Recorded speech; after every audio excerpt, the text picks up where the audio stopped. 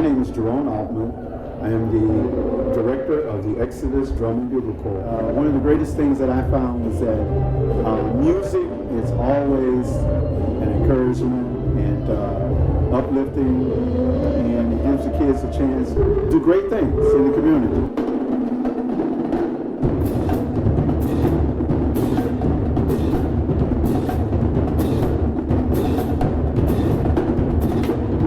Hi, we're here at Exodus Institute and we're live. We happen to have the Zoom calls calling in. Right now, I happen to have a couple of guests over here to my right. And these ladies are going to be speaking about, I guess, a little of the Black history that we kind of overlooked. They're going to be speaking about some of the women that happen to come up from the West Side. And they're going to open up, we're going to open up this room, and we have Minister Jones on her right, and they're going to come introduce themselves and speak about whatever's on their heart and on their mind in this segment of the show. So would you please, Ms. Calhoun, grab that mic and introduce and say what you want. Well, good afternoon, and thank you for having me at the Institute, Exodus Institute, and thank you for sharing the history of the Institute with me, because I knew very little about it. History is an amazing concept for me. This is Women's History Month. And just being here, being a West Side woman, and talking about who we are and who we've been since the 1800s, since the Great Migration, we came over here, and what we've evolved to. We've evolved beautifully in many ways, and in many ways we may have gone back. But what's important about being here at the Exodus Institute, yes, and being next to Jones and looking at these people out in our audience, that we are still here. You know, being a senior citizen for me is the most majestic thing that you can be. I am a great-grandmother of 6. That is my claim to fame. That is my power right now. That is the economy of God. And whatever I do it not for myself. I do it for the future, which is called eschatology. We're planning for the future always. And we are their platform. So any type of historical context that we lay down, we're doing it not for ourselves. And so I'm going to give the mic to Sister Jones, Minister Jones. Greetings, my name is Minister Jones, and I'm so blessed to be here on Women's History Month also. And it's good to know that the Black woman was the first woman ever created in history, that every human being, every race has been proven to come from within the Black woman. And I believe we are the 3rd greatest nation on this planet. Really, we're the first. It all depends on who we let count the stats. In spending power, we have spending power where we spend more money, basically, than all others.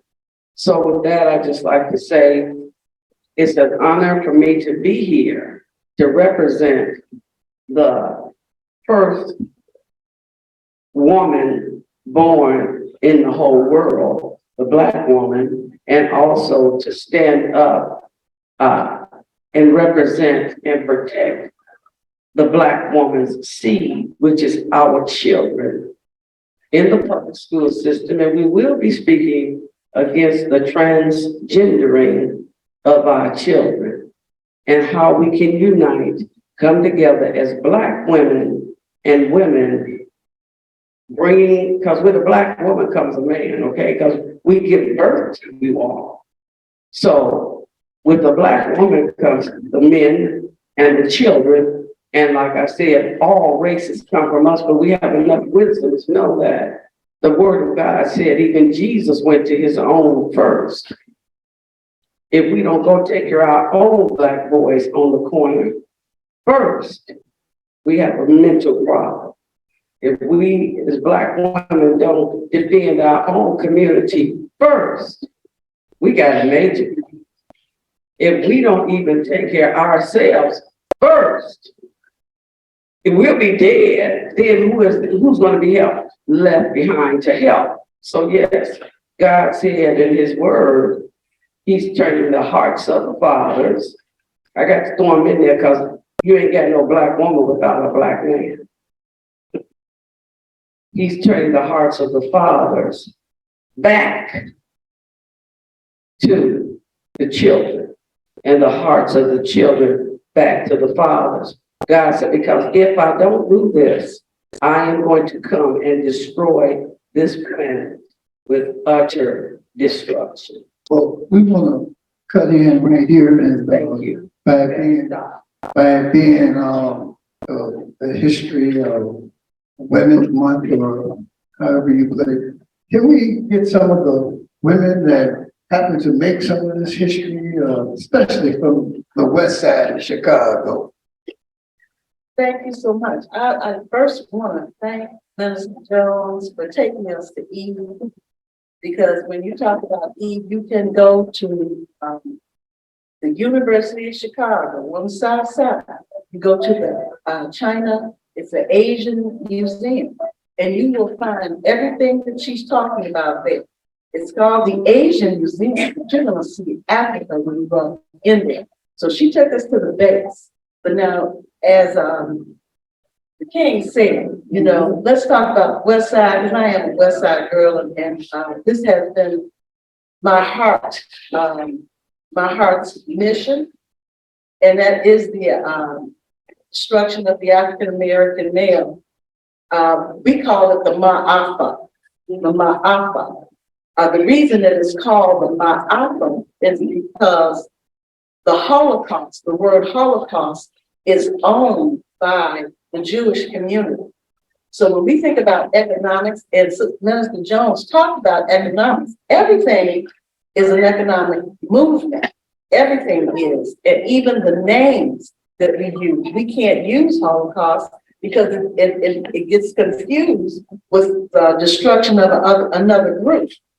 But our group is called the Ma'afa, and that Ma'afa begins that trail of blood from Africa to America. I had an opportunity to go to Ghana in 2003 with Dr. Jeremiah A. Wright Jr., Dr. Ida Carruthers and their families. And when we went there, I had an opportunity to stand at the door of no return. This is in West Africa. Now, we all perceive things differently. When I stood at that door of no return, that was one experience, because I'm looking at this water and you see nothing else. So whoever was taken from West Africa, that's what they saw. There was nothing. And so standing in the El Mina Slave Castle, I'm standing in front of a church in this castle. And on one side is the the male dungeon, and on the other side is the female dungeon. And at the top, the scriptures was in Portuguese that said, "Here lies the resting place of God." And I remember thinking to myself in 2003, that's stupid. God can't rest here. But you know what, Minister Jones? It was 2003. I'm standing here from the west side of Chicago via the south side of Chicago with Dr. Jeremiah A. Wright. My job is to give testimony to that. That's not something, and there are people who are saying the Ma'afa and what happened during slavery not even happened. And you know, that's so wonderful that you told that story, because a lot of people don't realize how far. You said West Africa, and that's still, and you said from the west side. And I had asked the question to you to tell about the women, but that was from the west side. And I guess you had to go all the way back there to bring it up forward for this history, this long, wonderful history that we happen to have as a rich people.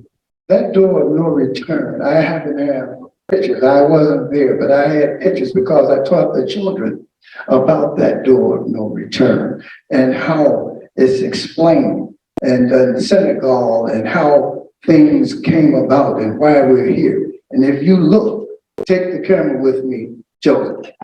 If you look over here on this wall over here, those people that left from that door of no return came over on the slave ships, and they were packed up on top of one another like this. They said you could smell the ships 2 or 3 weeks before they made it to the shores of the United States. This is how they were packed.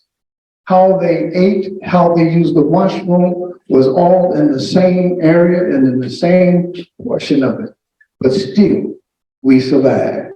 And so would you please let them know how wonderful, because there's a woman that I happen to be, she had me when there were some things she fought when the native son of the West Side was raided. When they killed Fred Hampton, this gentleman decided to go and run for governor.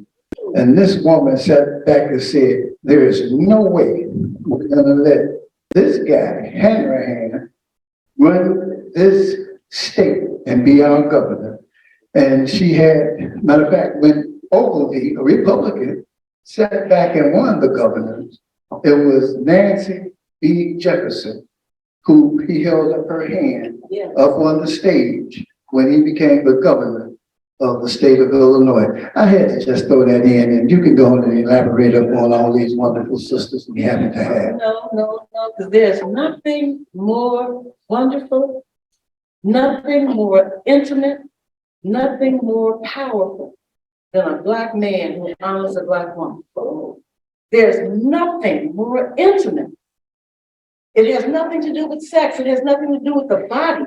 It has nothing to do with money. It has to do with who we are.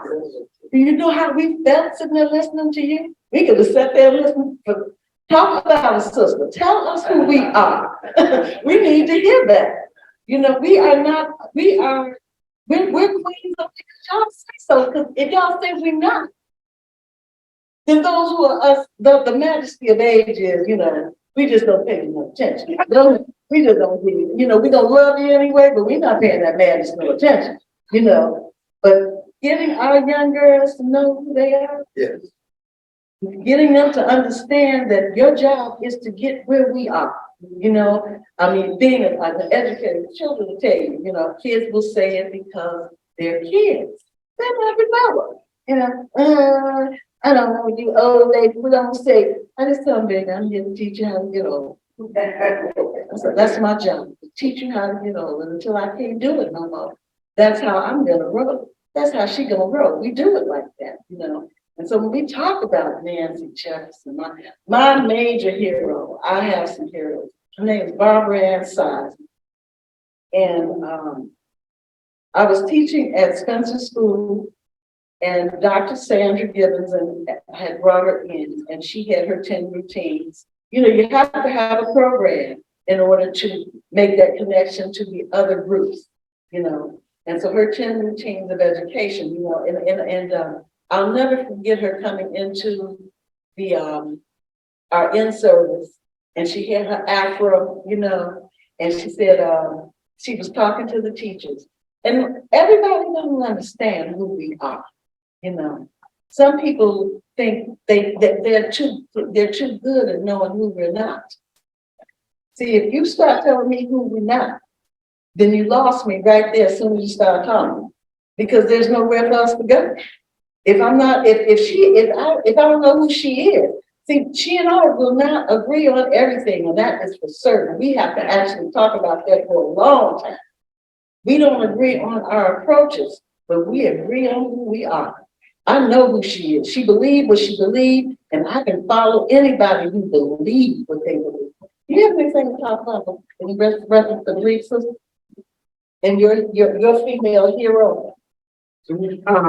Yes, I do. I like to add on to what you all were saying about the picture up there. It's so important for us as women and people of God to stop focusing on the negative. If we know that it took for us to have survived and be here today, we a mean piece of meat. You a bad manager. You a boss hog. You on the top. You a king. We're kings and priests. So I think if we could get Willie Lynch out of our brain. Amen. And focus on what we are. We are survivors. We are more than conquerors. Jesus Christ was a black man. Come on, y'all. We come from royalty. We come from greatness. We got to stop saying, if we could only unite, we don't know our Bible. If we knew our Bible, we would know that God used Moses, a stuttering brother, and his brother Aaron to take millions out of Africa, out of Egypt. And guess what? The main ones he took out. Oh, but he just said, God, they just, you Negroes can't get, we just can't do it. He kept on interceding and saying the right thing. So we as women must say the right thing. We're talking about the negative. You're going to find negative and envy and everything. Hey, listen, fuck all that. We go, I wasn't going to say it. Like, fuck that. Come on, I ain't. But what it is here, we're going to have to focus on the positive. Don't speak, we done spoke enough negative as Negroes to never speak negative again in our life. I want to wrap it up by saying this here.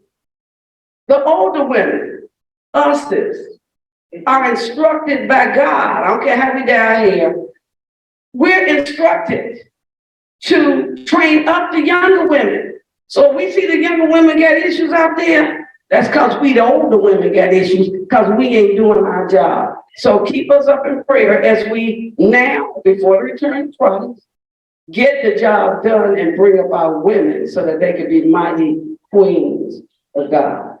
And I want to speak about that Willie Lynch that she mentioned, because we just had an election here in Chicago. And if you didn't see Willie Lynch theory acting up in that election, I'm not criticizing all those people that ran, but it was only one Caucasian and one Latino off up in there, and there was 9 or 10 African Americans running, and that divided certain things. And so you have to think logically on certain issues and things, and you have to come together and, like she said, get rid of that Willie Lynch theory, and that we got to go further than that. Did you want to say anything to wrap this up? Yes, I would, especially in regards to Willie Lynch, and when you said Negroes, Negroes, William Edward Barnhart Du Bois left America after being one of the co-founders of the NAACP. He left America brokenhearted, but he didn't just leave America. He went to Ghana. And what he did was he began to write our history. He started writing our contributions down. But what he said when he left, he said, the problem of the 21st century will be the Negro problem. But the thing is remember, that was back in the 1800s. Late, you see, or the early 1900s and we left. So we have to start thinking generationally, because our babies, because I'm a great grandmother, my son is in his 50s, my grandchildren are in their 30s, and my oldest grandson is 10 years old. Now, my baby daddy, my son's baby daddy, he's my baby daddy, right? Because we weren't married. He has a daughter that's the same age as our great grandbaby. So when we start accepting birth, period, just accept birth, then that will give us a collective power. But as long as we can decide who is, who ain't, who can, who can't, because we deal with sexism, racism, classism, and ageism. And that the Black woman is a victim of all of those things. And that's why we're so powerful. So I don't want you ladies to leave. We're gonna have some call-ins. And we happen to have right now, we happen to have Major Adams' daughter, Diane Adams, on the line. And Mr. Altman, Jerome, wanted to do something special because some of Major Adams' half of Henry Warner projects wanted to mention him during Black History Month, but they didn't get a chance. So we gave out the Zoom number, and Mr. Altman passed the number out. They're supposed to call in and do different things. I'm going to give a brief history about Major Adams.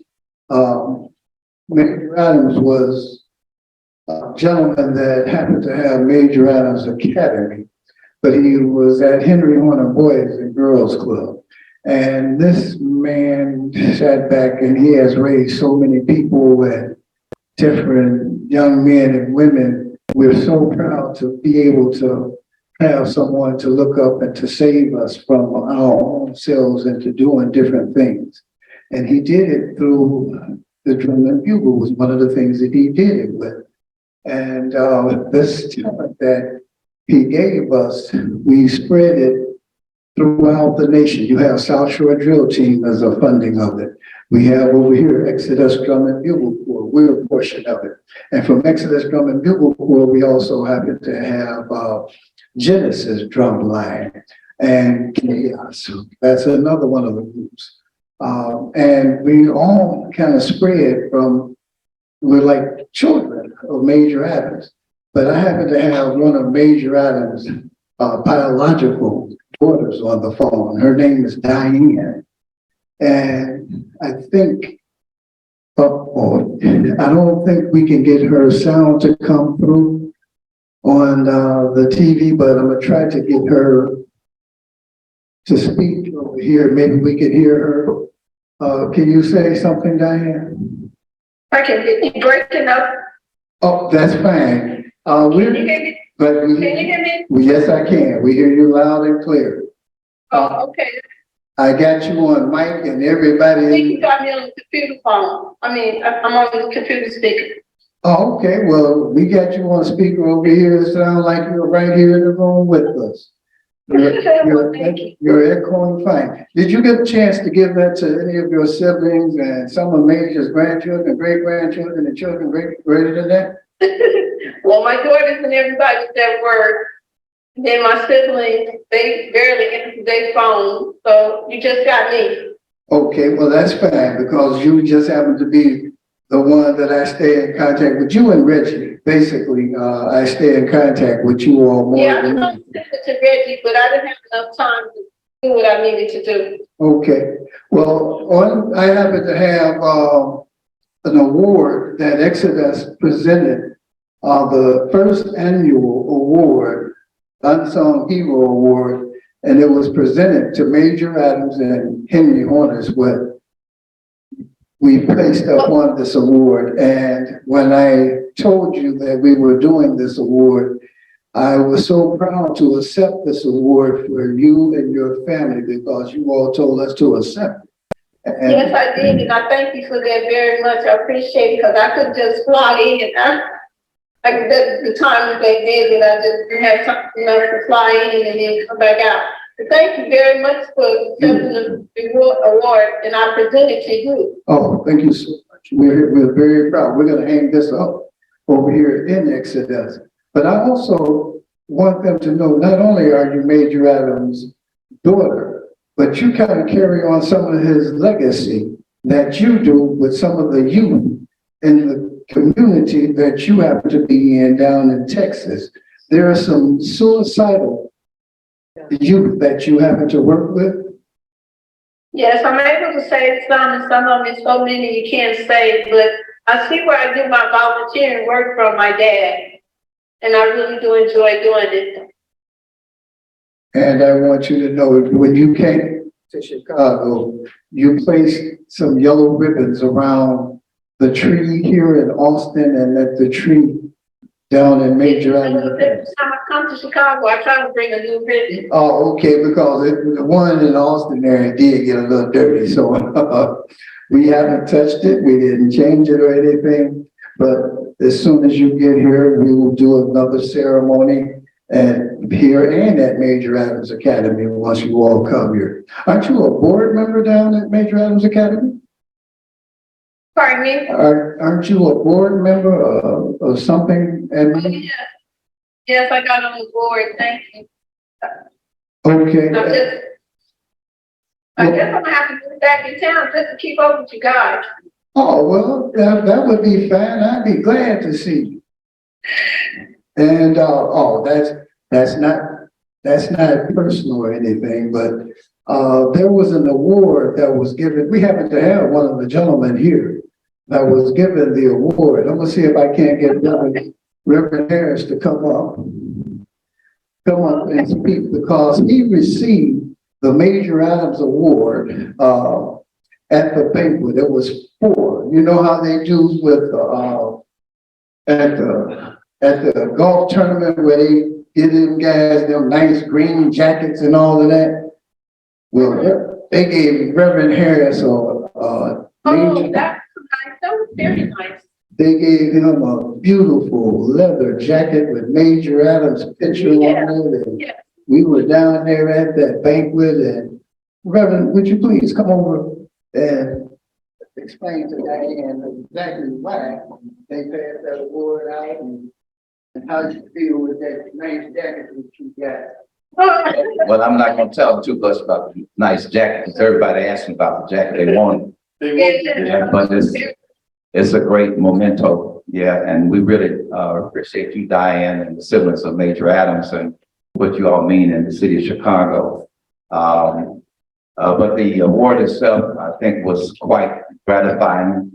I'm not sure how much I deserved it, other than just being a servant in the community, coming under the mentorship and the tutelage of Major Adams, because I can remember Major keeping me out of a lot of trouble when I first came to Chicago to work with the youth in the communities. Because being fresh out of school, college, I thought I knew everything and knew how things supposed to go according to the book. But Major, he really taught us in the way that how to deal with people where they are. And I think that's important. A lot of times we are not able to deal with people where they are. You have to find out where the person is, where they're coming from, where their background. We often say that we need to look at the W's. Where, why, what, when, and how come. We ask down south, why are you in this position? Why do you feel like you feel what you want to be, et cetera, et cetera, et cetera. And Major was the type of guy that he could go out into the trenches and he can get this done. And that's how all of us was able to reap the social, economical, political, what else from Major Adams, the benefits that he gave us as individuals. And I think that's the most rewarding. But more important than that, being under the tutelage of Major Adams, we would like to express ourselves as what is that we want Chicago to know about Major, his legacy. What is that we want the world to know about? Because he was responsible for the, as our host today, Brother James, he was responsible for that young man, Exodus Institute, Jerome Altman, myself, Dr. Von Tatum, Steve Parker, the retired at Chicago State University, Howard Lathans, who is the super guru in terms of working in the communities, and the list goes on and on. Earth, Wind, and Fire, they came up through the ranks under Major Adams, and I just think it's just rewarding. But from a sibling perspective, what is that you would want the people to know about your father's legacy? Can you tell us that? Yeah. Probably second. Are we still on? Yeah. Oh, our guest for some reason have the disconnection with the phone, but hopefully she can rejoin us. But in the meantime, I'd like to say, as a disclaimer for Exodus Institute, the views and opinions expressed on this platform or program are not those necessarily of Exodus Institute or reflect the views of Exodus Institute. Thank you. We'll come back later. Thank you. Thank you so much, dear Reverend Harris. the phone got disconnected, but he had asked you a question because you had to share your father with so many of us. I mean, there was thousands of us that went through Major Adams Academy, the Boys Club, and that he fathered. And I think his question was, how was it for you and the family? Did you want to elaborate on that? I can't hear you. Diane, Can you hear me now? I hear you now. Oh, thank you so much. My dad would be so proud. As I know, he always say, if you speak for me, you only have the day. I only want to speak for a minute. But I thank you so much. And I'm glad he enjoyed the jacket because I enjoy looking at it and showing it to people. Oh, well, For the picture. that jacket was fine. I'm pretty sure that we might be able to. Can we get one of those jackets, Reverend Harris, for Diane when she comes in? Okay. Reverend Harris said he will put in an order for you when you get here to Chicago. Give him a call, and so that he'll steal a jacket. I mean, he'll get a jacket for you. That's the Reverend. He's gonna get a jacket for you. And Thank you. thank you so much. We want to hope that you stay blessed and keep up the good work that you're doing with those children down there in Texas. Thank you so much, and thank you for still honoring my father. I really appreciate that for me and my business. Thank you so much. Bye-bye. Bye. Okay, so we're still here, and we got you ladies here. If you all add anything to that conversation or anything that you all would like to carry further. And do we have anybody else calling in on the Zoom? Okay, you can go right ahead. So again, very, very proud of Major Harris and the amazing contributions he's made to our people and to Chicago and the West Side. But this is Women's History Month, and I came up during the 60s. And women's history is not just Black women. And when I think of the unsung heroes, I just like to sing a little song, if you don't mind. Oh, please. One of our graduation songs that will bring us from. Can we get the music? Do we? No, I don't need any music. I don't need any music. Play handball. Okay. Born free as the wind blows, as free as the grass grows, born free to follow your heart. Live free and beauty surrounds you. You're free as a roaring tide, so there's no need to hide. Born free, and life is worth living. It's only worth living 'cause you're.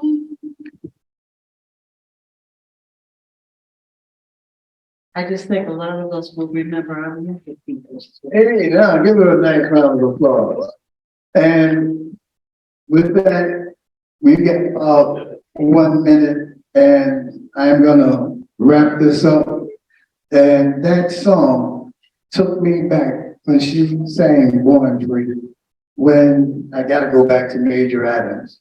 There was a time Major Adams left Henry on the Boys Club, and he got with Miss Porter. And he got, Miss Porter put this money behind him, and it developed the St. Andrews Hornets. It was 6 different groups that came together, and down by the Plumbers Union, or almost by Harpo Studios, where they came together and started performing. The very first song that the group played was called Exodus, the name of the institution. the second song, now we all at Henry Horner Projects or Robert Taylor or wherever, we were all in poor communities. But that song was played, Exodus was the very first song when the drum and bugle corps got everything together. And like I said, it was 6 different groups that came together that brought that up. And the next song that they played was Somewhere. There's a place for us, somewhere there's a place for us. Born Free was also one of them. Blue Moon, these were all songs that were so important to us coming up. And then there was More Than 1,000, then something other, that's more, but it was something about the love and the dramatics of the horns that was being played and the drums and well, they couldn't do that but circles and squares at the time because we had just learned how to march. The drum and bugle corps didn't march until the kids came from Robert Taylor with Jerome Altman and Pete from South Shore Drill Team. When them boys came now, they could march and perform. Boise Edwards, who put them together after all of this was started.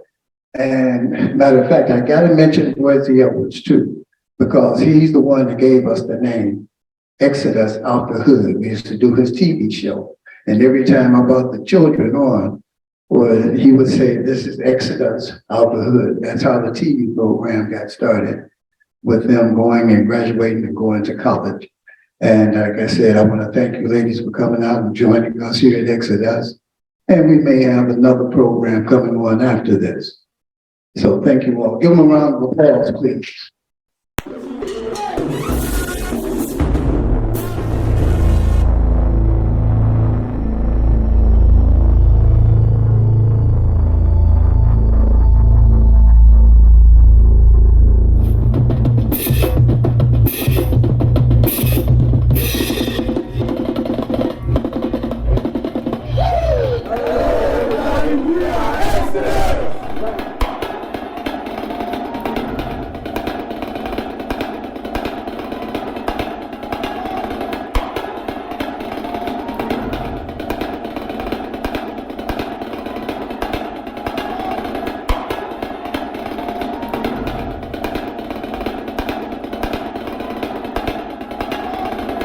My name is Jerome Altman.